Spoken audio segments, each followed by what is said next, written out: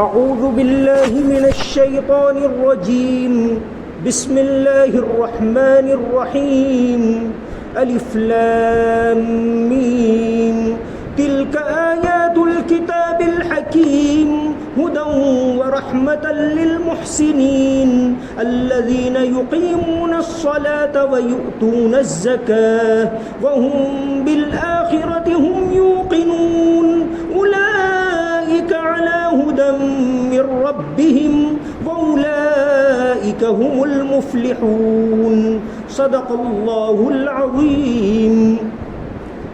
الف لام میم یہ اس حکمت والی کتاب کی آیتیں ہیں جو نیک لوگوں کے لیے ہدایت اور رحمت بن کر آئی ہیں.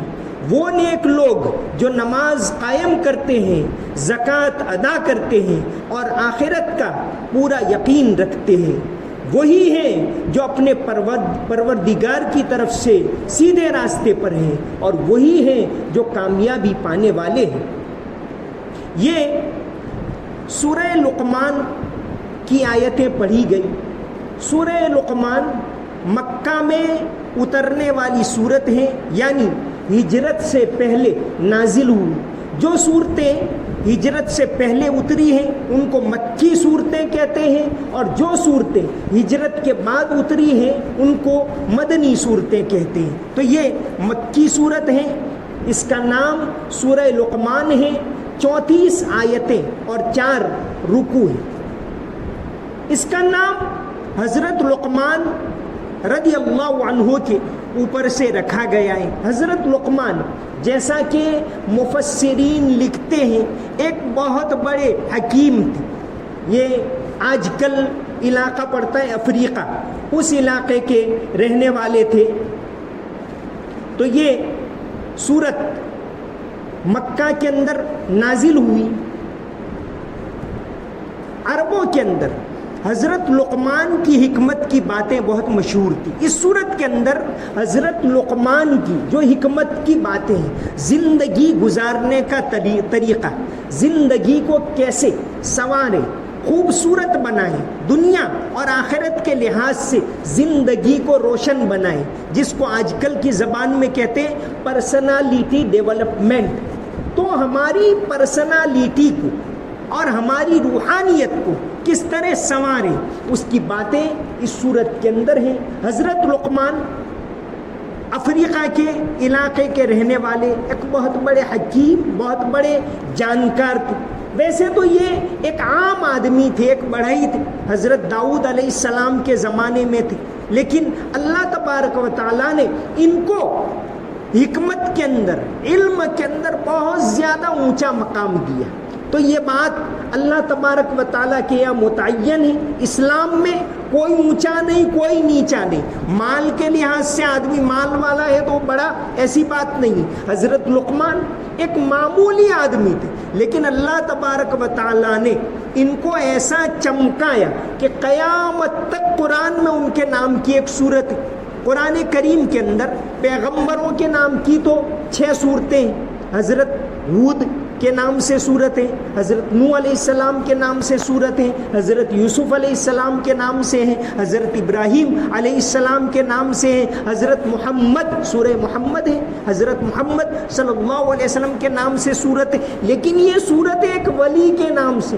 قرآن میں جیسے انبیاء کے واقعات ہیں، اس طرح اولیاء کی باتیں بھی، اللہ والوں کی باتیں. اور اس صورت کے اندر آگے یہی آتا ہے وَاتَّبِعْ سَبِيلَ مَنْ أَنَابَ إِلَيَّ، کہ ان اللہ والوں کے راستے کو اپناؤ. وہب ابن منبہ ایک بہت بڑے تابعی گزرے، 2 بھائی تھے، حمام ابن منبہ اور وہب ابن منبہ. دونوں حضرت ابو ہریرہ کے شاگرد.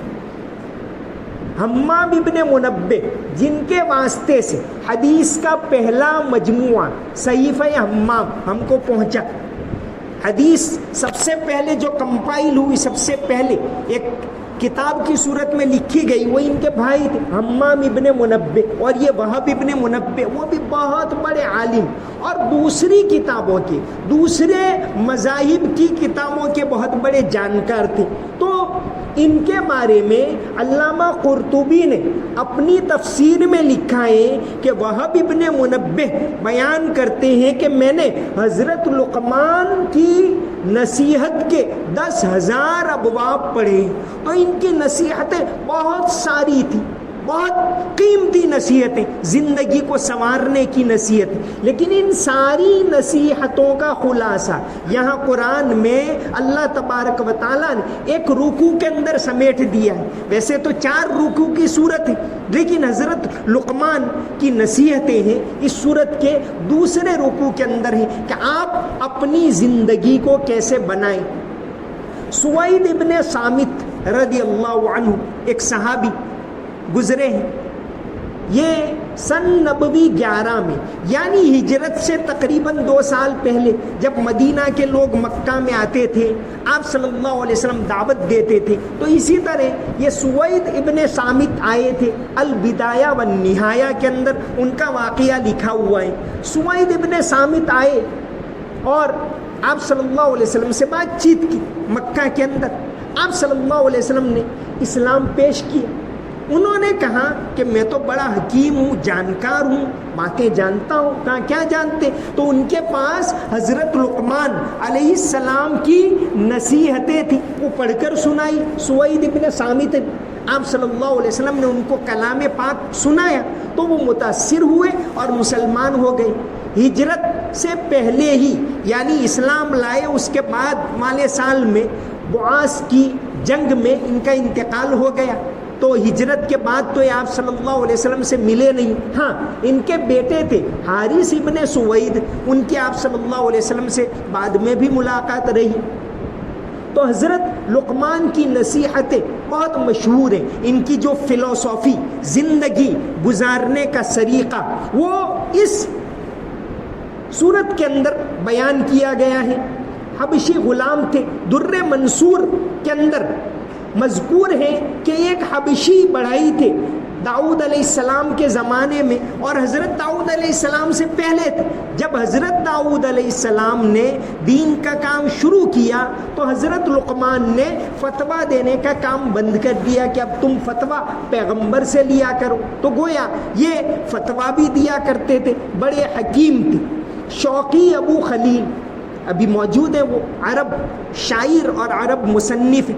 انہوں نے ایک شاندار کام کیا ہے شوقی ابو خلیل، جیسے ایک کتاب لکھی ہے اطلس القرآن الکریم، کہ قرآن میں جو جو واقعات آئے پیغمبروں کے یا دوسرے، ان کا ایٹلس، نقشہ کہ وہ کہاں ہوئے، کس مقام کے اوپر ہوئے، قرآن میں ان کا کس کس آیت میں تذکرہ ہے، اس طرح کی ایک اچھی کتاب تیار کی ہے، اور اس کا انگلش میں بھی ترجمہ ہوا ہے، اردو میں بھی ترجمہ ہوا ہے، بہت ساری زبانوں میں ترجمہ ہوا ہے، اطلس القرآن الکریم۔ جو لوگ شوق رکھتے ہیں ان کو یہ کتاب پڑھنی چاہیے، اس کے اوپر سافٹ کاپی بھی اس کی اویلیبل ہے۔ تو شوقی ابو خلیل نے لکھا ہے کہ سودان کا شمال کا علاقہ جہاں نوبا کا ریگستان ہے، نیوبین ڈیزرٹ، وہاں کے یہ رہنے والے تھے، اور حکمت کی ان کی باتیں بہت مشہور تھی۔ تو یہاں اس سورت کے اندر ان کی باتوں کا تذکرہ ہے۔ سورہ لقمان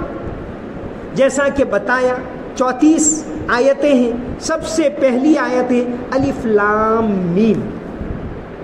قرآن کی 29 صورتیں ایسی ہیں جو حروف مقطعات سے شروع ہوتی ہیں۔ حروف مقطعات یعنی یہ کٹ مقطعات کے یعنی کٹے ہوئے حروف، جیسے الف لام میم، اس کو ہم علم نہیں پڑھتے، الف لام میم، یاسین، طٰہٰ، یہ ان کو کہتے ہیں حروف مقطعات۔ تو قرآن کی کل 29 صورتیں ایسی ہیں جو حروف مقطعات سے شروع ہوتی ہیں۔ بات یہ ہے کہ حروف مقطعات کیا ہیں، یہ ان کے معانی اللہ اور اس کے رسول صلی اللہ علیہ وسلم بہت زیادہ جانتے ہیں، لیکن اس کے باوجود بہت سارے بزرگوں نے ان کے معانی بتانے کی کوشش کی، جیسے حضرت عبداللہ ابن عباس رضی اللہ عنہ، جو اس امت کے سب سے بڑے مفسر، امت کے سب سے بڑے مفسروں میں یعنی قرآن کے جانکاروں میں آپ صلی اللہ علیہ وسلم کے چچازاد بھائی تھے عبداللہ ابن عباس رضی اللہ عنہ۔ طائف کے اندر ان کا مزار ہے، ان کے نام کی بہت بڑی مسجد ہے وہاں. تو عبداللہ ابن عباس رضی اللہ عنہ بیان کرتے ہیں کہ الف لام میم کا مطلب ہوتا ہے انا اللہ عالم، کہ میں اللہ جاننے والا ہوں. الانا میں تو اس میں سے الف لیا، اللہ تو اس میں سے درمیان کا لام لیا، اور عالم تو اس میں آخر کا میم لیا، اور انا اللہ عالم. الف لام میم کا مطلب انہوں نے بتایا کہ اس کا مطلب ہوتا ہے انا اللہ عالم. دیکھیے اعداد جو ہوتے ہیں، اعداد و شمار، نمبرز، اس کی بھی بعض بزرگوں نے اہمیت بتائی ہے. یہ میں بتا رہا ہوں کہ بھئی حروف مقطعات اتنے ہیں وغیرہ. تو اس سے پہلے ایک واقعہ عرض کر دوں. مجدد الفسانی رحمۃ اللہ علیہ ہندوستان میں پوری صدیوں کی تاریخ میں جو سب سے بڑے علماء گزرے ہوں تو ان میں سے ایک نام ہے مجدد الفسانی رحمۃ اللہ علیہ. بلکہ بہت سارے ماہرین تو یہ مانتے ہیں کہ اگر مجدد الفسانی نے آج سے 450 سال پہلے بیڑا نہ اٹھایا ہوتا تو ہندوستان سے اسلام ختم ہو جاتا. ان کی پیدائش ہجری 973 میں اور وفات 1034 ہجری میں، اور عیسوی کے لحاظ سے 1564 میں پیدائش ہے اور 1624 میں ان کی وفات ہے. مجدد الفسانی بادشاہ اکبر کے زمانے میں اور پھر جہانگیر کے زمانے میں یہ تھے. الف کا مطلب کیا ہوتا ہے 1000. آپ صلی اللہ علیہ وسلم کے بعد 1000 سال بعد ہوئے، تو 1000 سال کے بعد اگر سب سے بڑے کوئی عالم، ساری امت نے مانا ہے کہ 1000 سال کے بعد اگر کوئی سب سے بڑا عالم ہے تو وہ مجدد الفسانی رحمۃ اللہ علیہ. اکبر اور جہانگیر کے زمانے میں جب دین تقریباً مٹنے کے قریب تھا، اکبر نے تو بہت ساری باتیں بدل دی تھی، اور چونکہ سلطنت کا ایسا دبدبا تھا، بڑے بڑے علماء بھی مروب تھے، ان کے نیچے دبے ہوئے تھے، حالات بہت سنگین تھے. ایسے وقت میں حضرت مجدد الفسانی رحمۃ اللہ علیہ نے یہ بیڑا اٹھائے. یہاں ان کی کوئی تاریخ بیان کرنا نہیں ہے. اچھا، تفسیر کے اندر تو یہ ہوتا ہے، تفسیر تو اس کے کہتے ہیں کہ قرآن کی باتیں اور اس کو مختصر میں سمجھا دیں. لیکن چونکہ ہم لوگ یہاں جمع ہوتے ہیں تو ساتھ ساتھ اس سے متعلق کچھ اور باتیں عرض کر دی جاتی ہیں. تو کہیے کہ یہ ہمارا یہ مجلس ہے وہ تفسیر نہیں بلکہ ایک تفسیری بیان کے طور پر ہم جمع ہوتے. تو مجدد الفسانی رحمۃ اللہ علیہ، ان کو بعد میں جہانگیر نے قید کر لیا جب سجدہ نہیں کیا، گوالیئر کے قلعے کے اندر بند کر دیا تھا. خیر، تو مجدد الفسانی رحمۃ اللہ علیہ کی سب سے مشہور اگر کوئی کتاب ہے تو ان کے مکتوبات، ان کے خطوط، انہوں نے جو بڑے بڑے لوگوں کو خط لکھے وہ خط جمع کر دیے گئے، اور یہی ان کا سب سے بڑا کارنامہ ہے. یہ ایک طرح سے قرآن کی تفسیر بھی ہے، یہ ایک طرح سے سیرت بھی ہے، یہ ایک طرح سے اس کے اندر تصوف بھی ہے، پورا ایک مجموعہ حکمت کی باتوں کا. یہاں بات چل رہی حکمت کی. حضرت لقمان علیہ السلام حکیم تھے، اور یہاں وَلَقَدْ آتَيْنَا لُقْمَانَ الْحِكْمَةَ، حکمت کی باتیں. اور نبی کریم صلی اللہ علیہ وسلم کا جو سب سے بڑا کام ہے، پیغمبروں کا سب سے بڑا کام ہے کتاب اور حکمت سکھانا. کما ارسلنا فیکم رسولا منکم یتلو علیکم آیاتنا ویزکیکم ویعلمکم الکتاب والحکمہ ویعلمکم ما لم تکونوا تعلمون. کل آپ نے تراویح کے اندر سنا، قرآن میں 4 جگہ ہو بہو یہ الفاظ ہیں. لقد من اللہ علی المؤمنین اذ بعث فیہم رسولا منہم یتلو علیہم آیاتہ ویزکیہم ویعلمہم الکتاب والحکمہ. 4 جگہ یہ الفاظ ہیں، پہلے پارے میں، دوسرے پارے میں، چوتھے پارے میں، ادھر 28ویں پارے کے اندر ہے. تو پیغمبر کا کام علم سکھانا اور حکمت سکھانا. تو مجدد الفسانی رحمۃ اللہ علیہ کا یہ مجموعہ مکتوبات جس کو کہتے ہیں، ان کے خطوط ہیں، کل 536 خطوط. پہلا جو ان کا مجموعہ 3 والیوم کے اندر یہ کتاب ہے، مکتوبات امام ربانی، فارسی کے اندر اس زمانے میں لکھی تھی. اب تو دنیا کی کئی زبانوں میں اس کا ترجمہ ہو چکا. حکمت کی باتیں اس کے اندر ہیں. تو پہلی جلد ان کی چھپی یہاں ہم جو بات کریں نمبرز، اعداد کی بھی ایک اہمیت. مجدد الفسانی کے مکتوبات کا یعنی ان کے خطوط کا جب پہلا مجموعہ چھپا سن ہجری 1025 میں، ان کی زندگی میں ہی مولانا یار محمد تالکانی نے تیار کیا یہ مجموعہ. تو اس کے اندر 313 خط تھے. کیوں 313؟ تو حضرت نے فرمایا کہ چونکہ بدر والے 313 تھے تو اس کتاب کے اندر 313 خط شامل کرو، باقی الگ کر لو. تو پہلا والیوم ہے اس کے اندر 313 خط. جب دوسرا والیوم اس کے 3 سال کے بعد تیار ہوا ہجری 1028 کے اندر، خواجہ عبدالحی حصاری وہ بھی ان کے شاگرد تھے، انہوں نے تیار کیے. اس والیوم کے اندر 99 خط. 99 کیوں؟ کہ اللہ تبارک و تعالیٰ کے نام حدیث کے مطابق 99 ہیں. تو اس والیوم کے اندر 99 خط. اور پھر تیسرا والیوم تیار ہوا انہی کی زندگی میں، شیخ کی زندگی میں، اور خواجہ محمد ہاشم نے تیار کیا.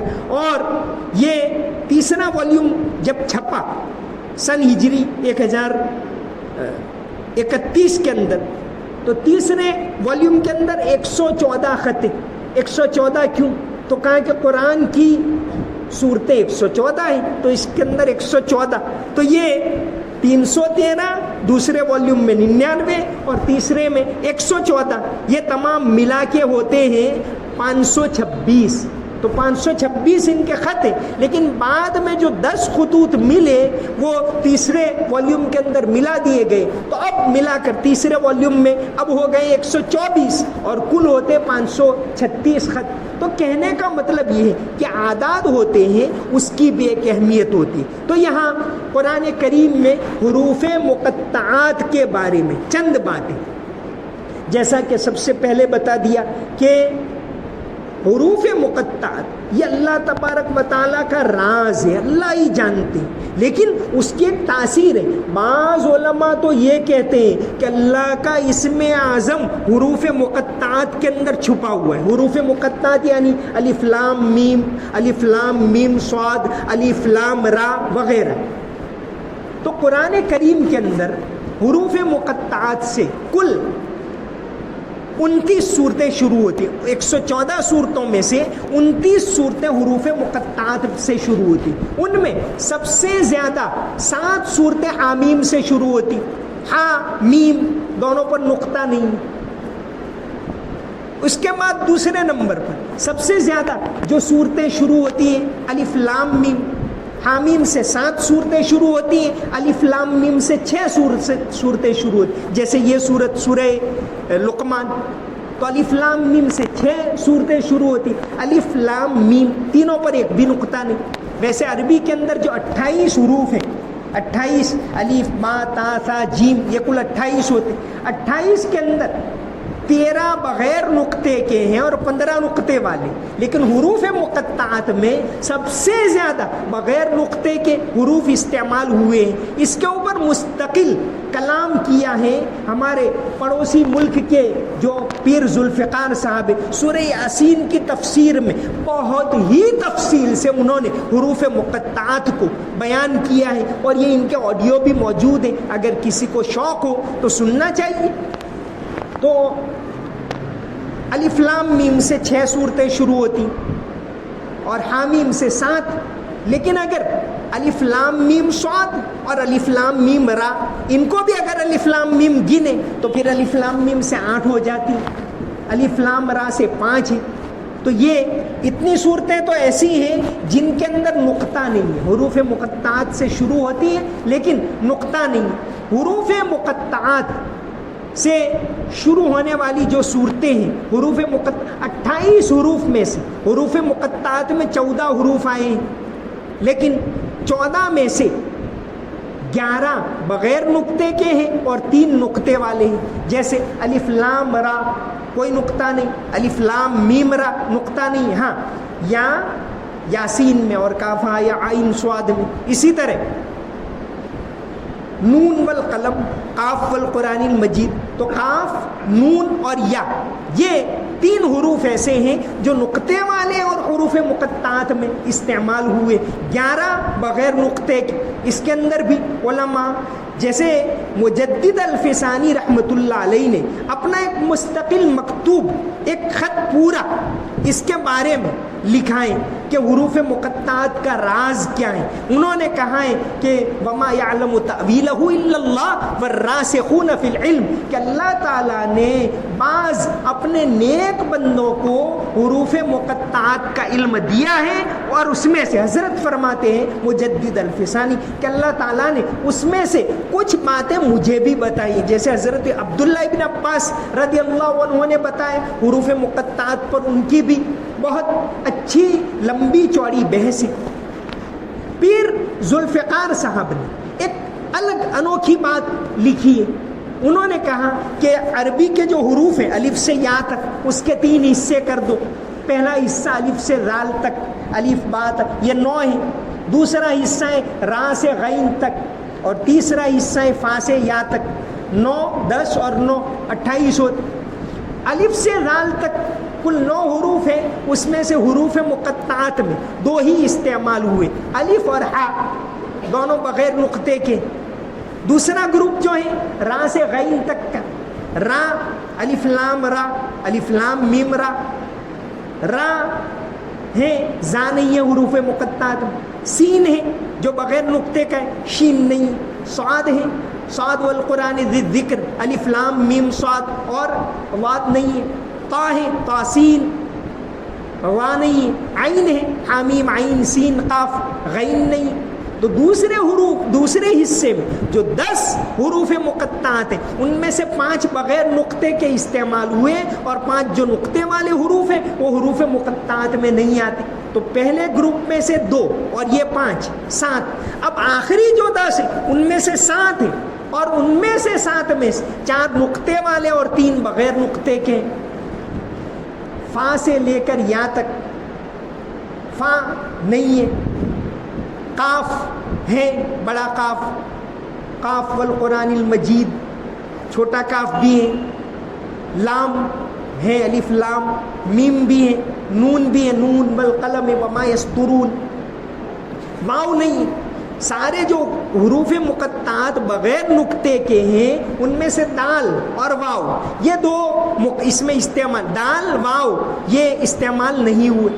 13 میں سے 11 استعمال ہوئے اور دال اور واو نہیں ہوئے، یا بھی ہیں. تو اس طرح تیسرے گروپ میں سے 7 استعمال ہوئے، 2 نہیں ہوئے. پہلے میں 2 ہوئے ہیں یا اور 7 نہیں ہوئے. تیسرے حصے میں 7 ہوئے ہیں اور 2 نہیں ہوئے، اور اسی میں سے 3 نقطے والے حروف استعمال ہوئے ہیں. یہ پیر ذوالفقار صاحب کی تحقیق ہے. بہرحال کچھ اور باتیں بھی بیان کیے. اللہ، اللہ کا نام ہے، ایک بھی نقطہ نہیں. محمد، قرآن میں آپ صلی اللہ علیہ وسلم کے 2 نام آئے، محمد اور احمد. دونوں نام پر ایک بھی نقطہ نہیں، محمد پر بھی نہیں، احمد پر بھی نہیں. کلمہ کا پہلا حصہ لا الہ الا اللہ، ایک بھی نقطہ نہیں. کلمہ کا دوسرا حصہ محمد الرسول اللہ، پورے پر ایک بھی نقطہ نہیں. تو یہ کچھ راز کی باتیں جو ایسے جو صوفی لوگ ہیں، بڑے لوگ ہیں، وہ اس کو بیان کرتے. تو یہ ایک الگ فن ہے قرآن کا. تو یہاں تو بات ہو رہی ہے حروف مقطعات کی، قرآن کریم کی جو 29 صورتیں حروف مقطعات سے شروع ہوتی ہیں، اس میں سے ایک یہ صورت ہے، اور بڑی حکمت سے بھری ہوئی صورت. یہ نقطہ اور بغیر نقطے کی بات آئی تو بعض لوگوں نے پوری کتابیں بغیر نقطے والی لکھی. جیسے آپ دیکھیے لا الہ الا اللہ محمد الرسول اللہ، پہلے لام ہے، الف ہے، الہ کا الف ہے، لام ہے، ہاں ہے، محمد میں میم ہے، ہاں ہے، پورے کلمے میں ایک بھی نقطہ نہیں. تو اس طرح جانکاروں نے تحقیق کی. اکبر کے زمانے میں ایک عالم تھے ابو الفضل فیضی، 2 بھائی تھے، ابو الفضل فیضی اور ابو الفضل علامی، بڑے جانکار. تو ابو الفضل فیضی نے ایک پوری تفسیر عربی کے اندر لکھی سواطع الالہام، اور یہ کوشش کی کہ پوری تفسیر میں ایک بھی نقطہ نہیں.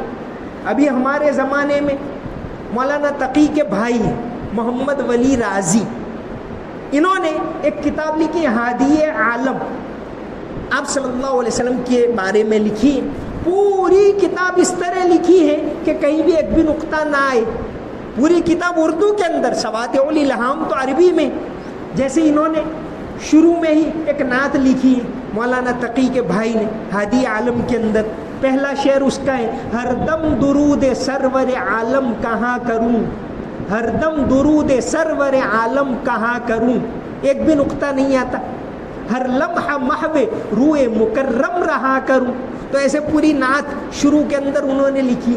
اسی طرح ایک پاکستان کے ہی ایک عالم ہیں ابو محمد رائی، انہوں نے 4 خلفاء کے بارے میں کتاب لکھی، ابھی ابھی شائع ہوئے. 2 سسر 2 داماد، کتاب کا نام ہے 2 سسر 2 داماد، ایک بھی نقطہ نہیں آتا نام میں. 2 سسر یعنی حضرت ابو بکر صدیق اور حضرت عمر رضی اللہ عنہ. 2 داماد یعنی حضرت عثمان رضی اللہ عنہ، حضرت علی رضی اللہ عنہ. تو ایک پوری کتاب ایسی لکھی ہے کہ پوری کتاب میں ایک نقطہ بھی نہیں آتا.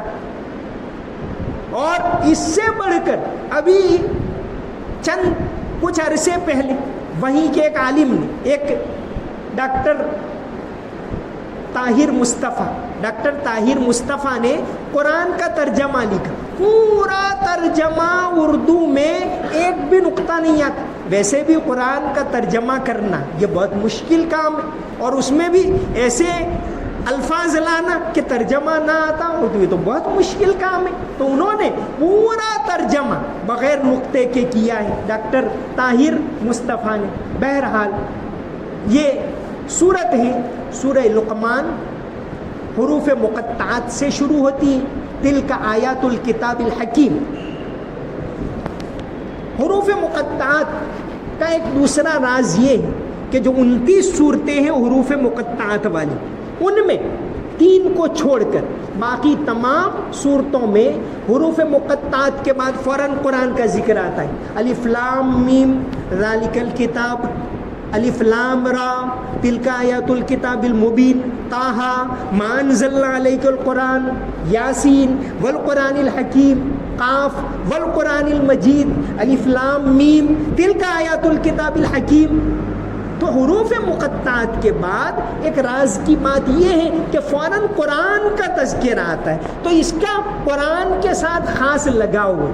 بلکہ بعض جانکار یہ کہتے ہیں کہ یہاں جیسے قرآن نے چیلنج کیا کہ اس جیسا کلام بنا کر بتاؤ، تو ایک یہ بھی بتانا ہے کہ دیکھو حروف کتنے ہیں 28، انہی 28 حروف سے یہ پورا قرآن بنا ہوا ہے.